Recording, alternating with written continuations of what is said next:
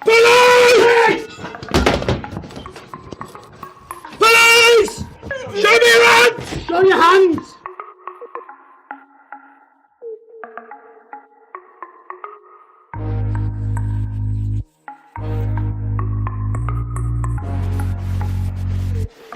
Down. Low. Police! Police! Give me your hands now! Police, get in there!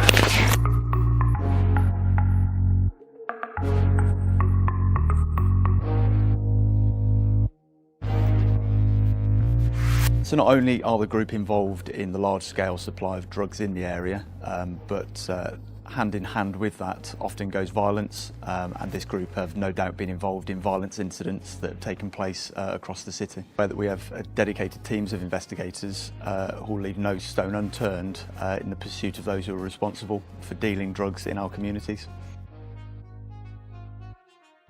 Night was settling over Birmingham, wrapping its streets in a familiar calm. Behind closed doors and glowing windows, millions of lives carried on as usual. But beneath that mask of normality, another pulse beat, steady, unseen. The pulse of the underworld, a heartbeat that never stopped. In some districts, it ticked like a well-oiled machine. Calls, coded messages, quick meetings in shadowed corners.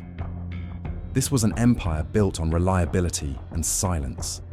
In others, it roared with chaos and brutality, ready to erupt into violence at any moment. Two worlds, two criminal syndicates, existing side by side, blind to each other's presence. One was built on business principles, the other on raw force. Their leaders saw themselves as untouchable, the architects of shadow empires. They believed their operations were flawless, their power absolute. But they ignored one simple truth. The higher you build your tower, the louder the crash when it falls. And fall it would.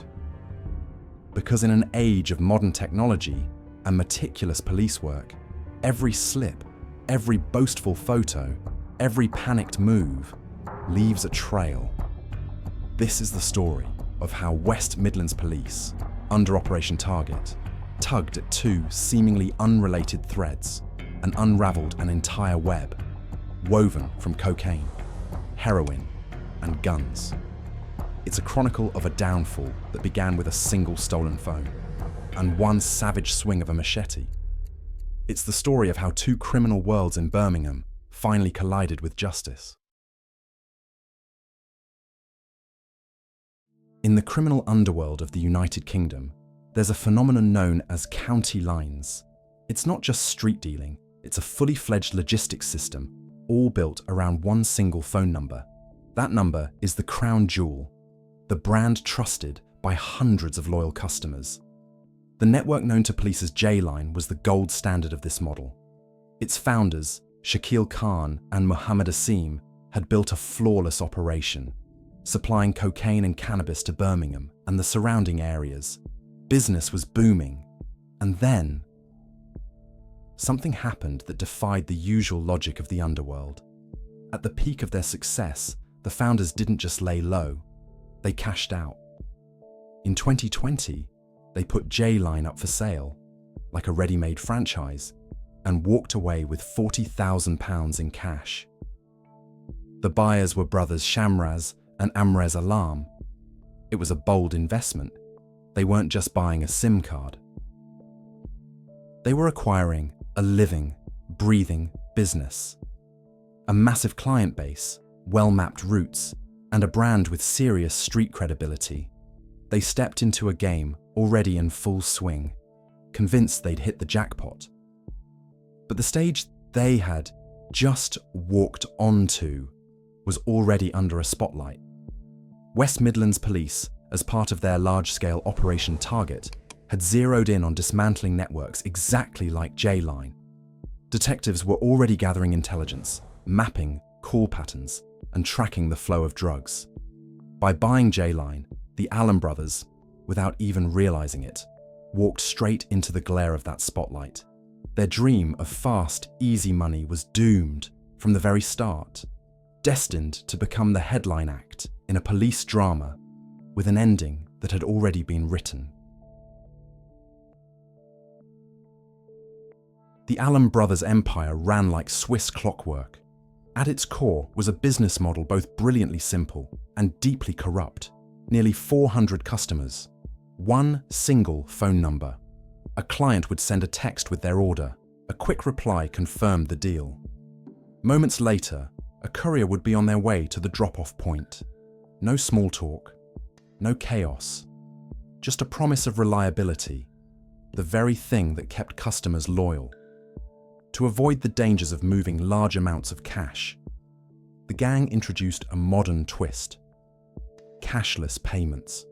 Customers were invited to transfer money directly into a bank account, an account still in the name of one of the original founders, Muhammad Asim. It seemed convenient, safe. But for the investigators who were already watching, it was a gift. Every transfer was a digital fingerprint, an unerasable mark linking buyers, dealers, and the flow of dirty money. The criminals were, without realizing it, documenting their own operation, creating the perfect database of evidence. The structure of the organization was clean and efficient. At the top, Shamraz and Amrez Alam pulling the strings. Below them, Valentina Dobre, acting as the office manager and warehouse keeper in this criminal enterprise. She stored the product, weighed it, and packaged it for delivery. And at the base of the chain, the soldiers, Mudassar Hussain and Waqar Ali. The feet and hands of the operation, moving silently across the city, closing deals on the street. It was a system designed so that each member knew only their part of the puzzle. But in the end, that flawless chain became a roadmap, one the police could follow straight to the top. The organized crime squad wove their nets slowly, methodically. They knew one thing: no criminal network, no matter how careful, is truly invisible. The investigation became a form of digital archaeology, sifting through thousands of messages, mapping the supply timetable, learning the heartbeat of J-Line. But the real gold came from the suspects' own phones. That's where detectives found the classic Achilles heel of so many criminals: pride. Photos of Shamraz Alam and his crew posing with thick stacks of cash became undeniable proof of their illicit profits. And then, a throwaway detail that turned into a lead. During questioning, Valentina Dobre casually mentioned she called Shamraz by the nickname Escobar. That single word confirmed what detectives had suspected all along: who was really running the show. When the raids came, they hit multiple addresses at once. The haul, over £212,000 in cash, and a rare prize, an old-school paper ledger of debtors. But the turning point came during the search of a car linked to Valentina and Shamraz. Beneath the seat, officers didn't just find a package of drugs. They found a converted, military-grade pistol and a full magazine of rounds. That discovery changed everything. This was no longer just about a conspiracy to supply drugs. It was about illegal firearms. And in the eyes of the law, that was the evidence that guaranteed J-Line's leaders weren't just going to prison. They were going away for a very, very long time. While detectives were tightening the noose around J-Line, a different kind of storm was brewing in another corner of Birmingham. Late on the night of May 22nd, 2021, the quiet on Oakwood Road in Sparkhill was shattered by the screech of brakes. Two cars pulled up. Figures in masks spilled out. In their hands, the cold glint of machetes and the dark silhouette of a shotgun. Their target wasn't a family home. It was a workshop, an underground lab where heroin and crack cocaine were cooked, cut, and bagged for the streets. With a deafening crash, the front door blew off its hinges. Inside was Muhammad Ishaq, a gang member, busy with his usual work. The attackers descended on him with a kind of primal rage. Blades flashed. Machete strikes tore into flesh, leaving deep, ragged wounds. The raid was short, brutal, and surgical. Moments later, the masked figures were gone, swallowed by the night, leaving behind blood, chaos, and a wrecked drug lab. Paramedics were the first to arrive, called by someone inside. Assessing Ishaq's injuries, they quickly realized this wasn't just another assault. The signs of the drug trade were everywhere. Bagging equipment, cutting agents, the unmistakable smell of processed narcotics. Their call to police was more than a medical alert. It was an alarm bell, one that would drag another, even more ruthless and dangerous crew into the light. This savage attack in Birmingham would become the opening chapter in an investigation into a world where disputes weren't settled with words, but with weapons, and where the prize at stake was drug shipments worth hundreds of thousands of pounds. The hunt had begun. News of the Oakwood Road raid sent shockwaves through the gang. They knew the police were already closing in, and panic makes people stupid. Their first instinct was to save the most valuable thing they had, the product. Grabbing a huge bag crammed with narcotics, Ishaq's associates bolted for the nearest open space, Spark Hill Park. Under the cover of darkness, they shoved their fortune deep into a tangle of overgrown bushes, convinced they'd found a safe hiding place. But the night has eyes. A few passers-by noticed the frantic commotion and called the police. That was their first fatal mistake. The second was even worse.